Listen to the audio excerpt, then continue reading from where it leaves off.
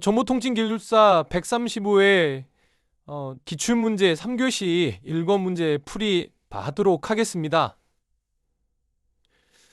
1번 문제는 FM 방식의 다음 항목에 대하여 설명하시오고요. 첫 번째는 FM에 대한 개념 및 주 특성, 두 번째는 한계 레벨, 세 번째는 카슨 법칙, 네 번째는 포획 효과에 대해서 설명하고 되어 있습니다. 135회 그 전에 차수도 고른 것 같은데요. 135회 문제들의 이제 좀 약간의 특징이라고 해야 될까요? 이제 그런 것들 보면 이렇게 사실 기본적으로 이 전까지는 서술형의 문제가 나왔을 때 가장 어려운 것 중에 하나가 문제를 어떻게 구조화할 것이냐라는 부분이었죠. 그래서 주어진 서술형의 문제를 어떻게 끊어서 몇 개의 블록으로 문제 블록으로 만들고 그거를 전개할 거냐 이런 거에 대한 고민거리가 사실에 있었습니다. 그리고 또 이제 문제를 어디에서 끊느냐에 따라서 또 출제자의 의도를 정확하게 파악하지 못하고 이제 문제 풀이는 경우도 있었거든요. 그런데 요즘 문제의 특징들 같은 경우에는 문제를 명확하게 이렇게 1번, 2번, 3번, 4번 요거에 대해서 쓰시오라고 범위를 아예 정해주고 문제를 전개를 하는 것 같습니다.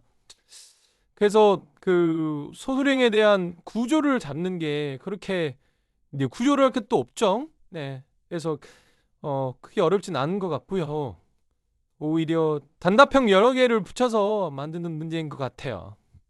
일단 그래서 이제 1번 FM에 대해서는 사실 이렇게 했을 때 두 가지 방법이 있을 것 같습니다. 제 전개하는 방식은 첫 번째, 이 FM 방식이라고 했기 때문에 사실은 여기는 상위 개념에 대해서도 아예 이렇게 문제로 디파인을 해놨죠. 근데 이렇게 안 돼 있을 경우에는 메인 문제를 가지고 앞에다가 상위 개념으로 한번 적고요.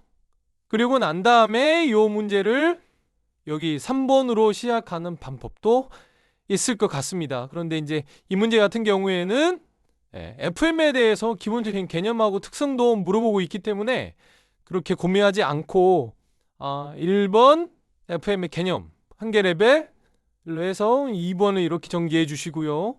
3번도 한 3분의 2페이지 정도 분량, 그 다음에 4분도 마찬가지로 그 정도 분량으로 전개해 주시고 5분에서 마무리 해가지고는 이렇게 매진말 전개해 주시는 방식도 로 하시면 될 것 같습니다. 그래서 그렇게 어렵게 전개할 필요는 없을 것 같고요. 구조는 그렇게 잠깐 살펴봤습니다. 실제 이제 문제에 대해서 한번 이야기를 한번 해볼까요?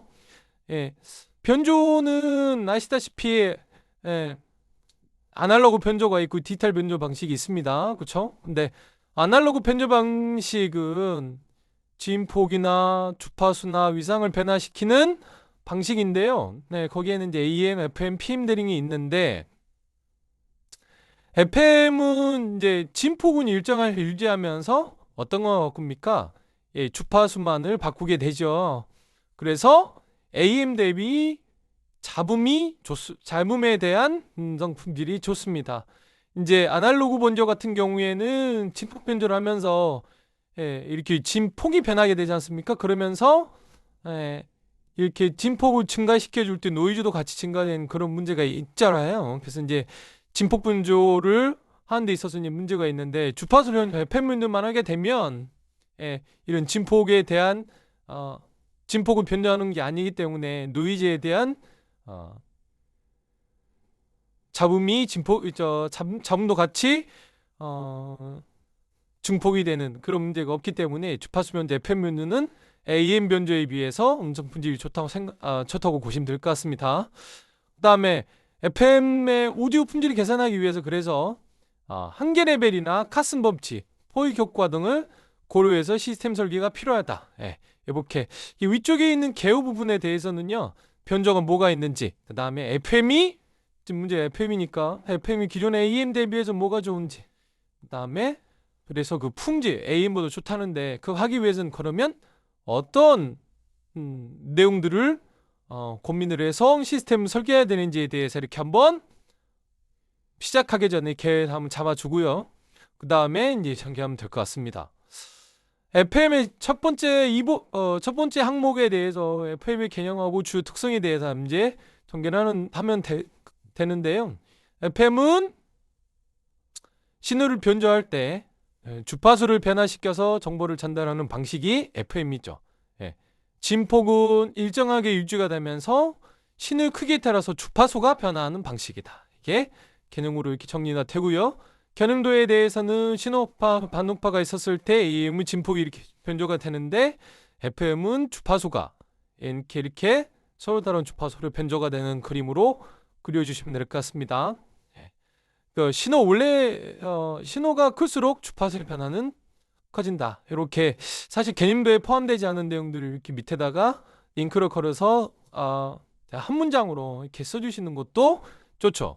그 다음에 주요 특성은 주파수 대역은 FM은요 88에서 108MHz 대역이 주파수를 사용하고 말씀드린 대로 진폭 변조가 아니기 때문에 잡음에 강합니다. 그 다음에 대신에 AM 대비 넓은 대역폭을 사용함으로써 고품질 오디오를 전송할 수가 있고요. 진폭 변화가 없기 때문에 비선형 증폭기를 사용할 수가 있습니다. 이렇게 해서 FM에 대해서 개념이나 주요 특성에 대한 정리를 하고 그 다음에 두 번째 물어보고 있는 한계 레벨, 스레스홀드 레벨에 대해서 한번 살펴보도록 하겠습니다.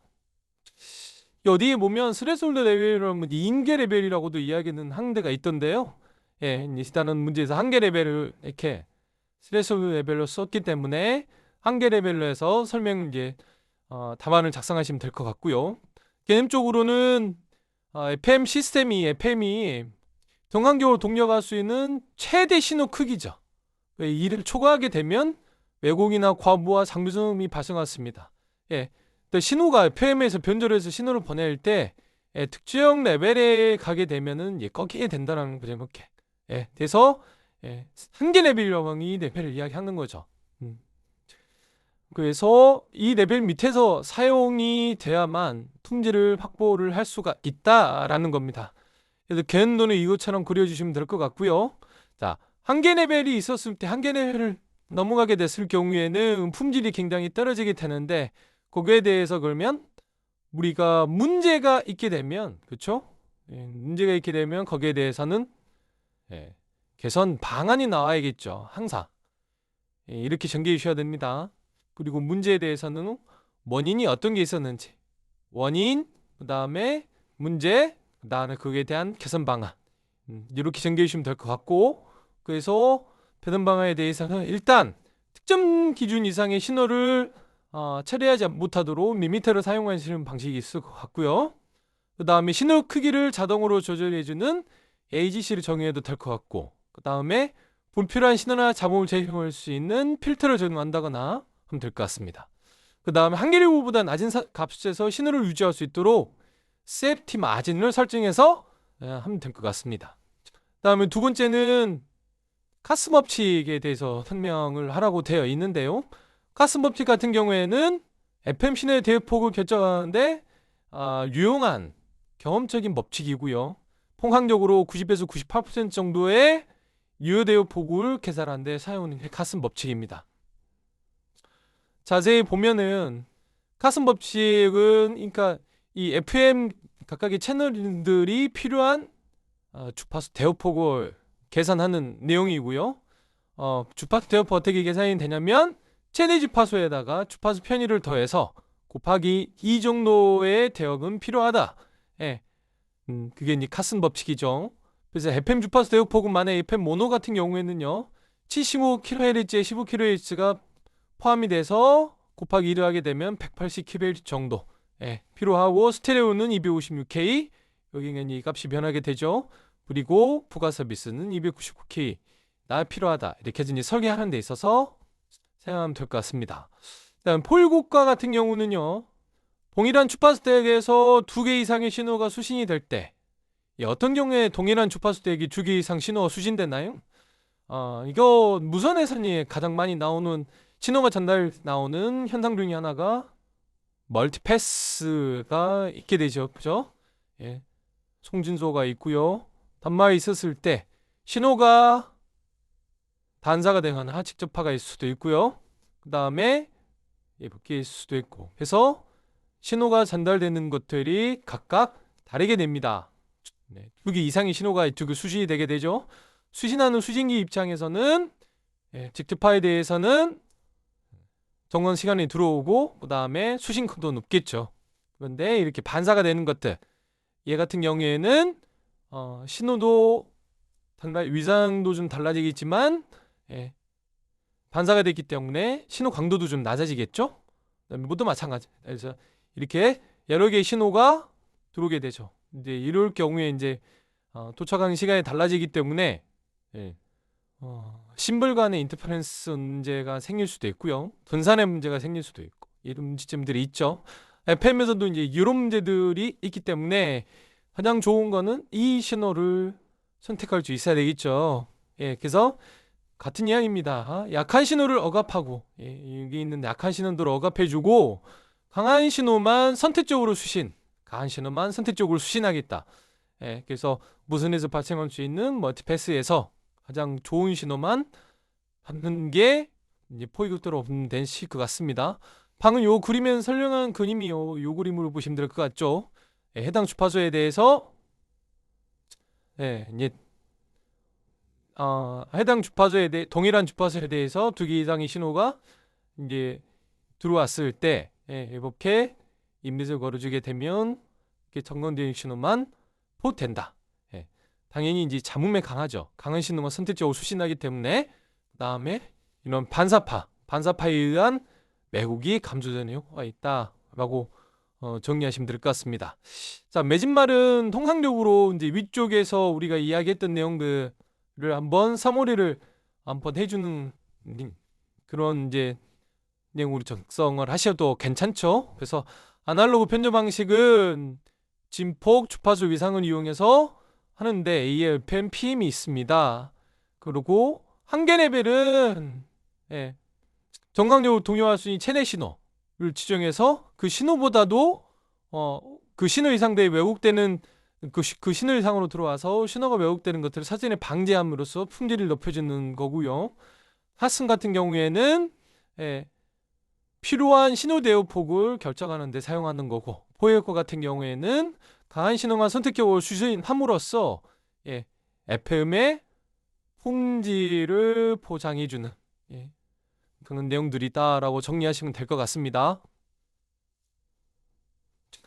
네, 이렇게 해서 1번 문제에 대한 해설은 마치도록 하겠습니다.